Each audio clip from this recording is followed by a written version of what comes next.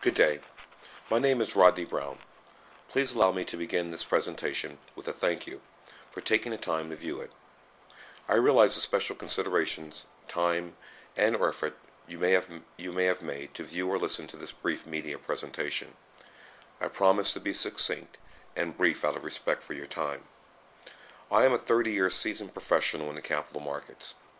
After completing my undergraduate education at Northwestern University, double majoring in economics and communication studies, I entered the MBA graduate program majoring in finance and marketing. Upon completion, I began my career on Wall Street in the investment banking division of Citibank. The capital markets were undergoing profound structural transformations in this period.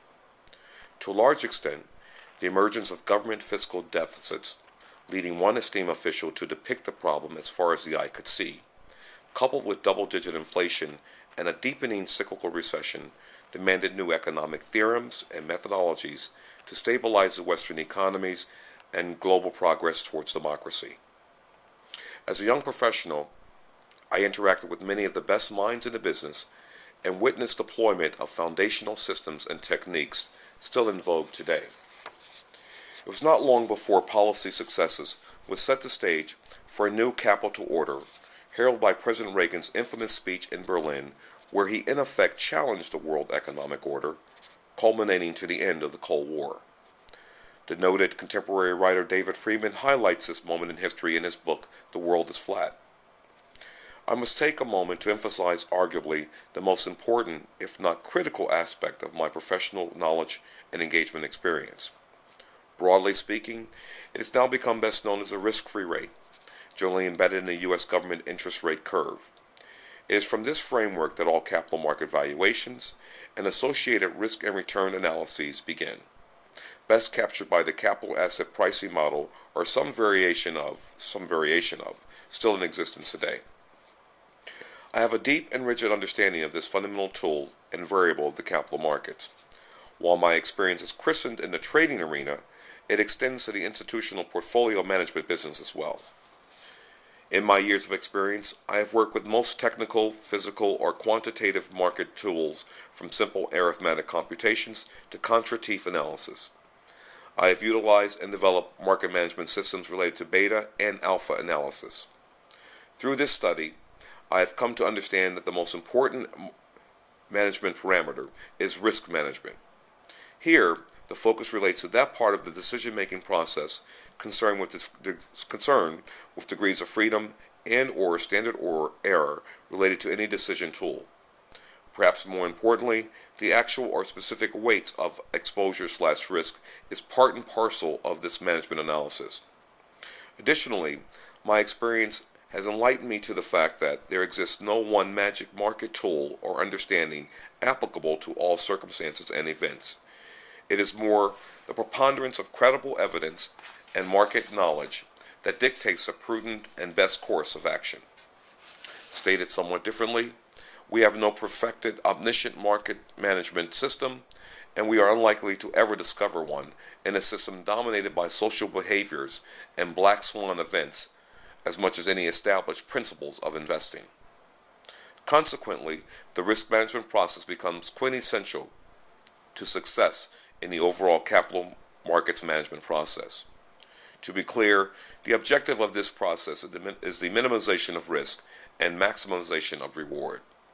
The depth of my knowledge and experience in the debt markets has been an invaluable asset to my personal development and professional career. Now, I would be remiss if I did not emphasize that, in my humble opinion, in the here and now, one of the biggest challenges, if not valuation keys, of the capital markets going forward relates directly to the integrity of the risk-free rate. To be clear, there exists at least two critical aspects related to this issue. First, are we gravitating towards a global risk-free rate, the structure of which functions in some way as a composite of sovereign debt markets?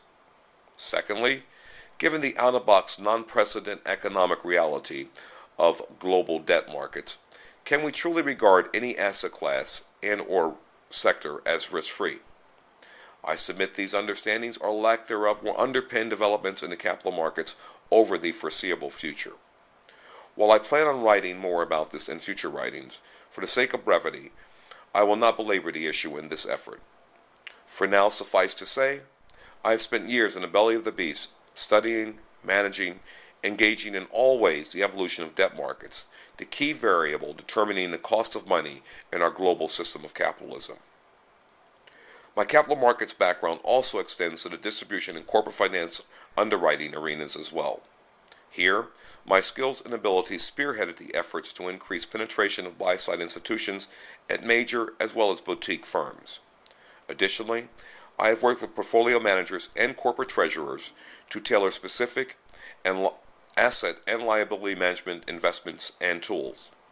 Importantly, one of the most treasured achievements of my capital markets experience has been the enduring relationships with persons throughout the business committed to ensuring that America maintains and safeguards the integrity of capital markets here and abroad. In sum, my performance in these capital market capacities is characterized by three attributes: high performance and responsibility, frontier cutting-edge advances in market intelligence and methods, and an inspirational leader in professional excellence.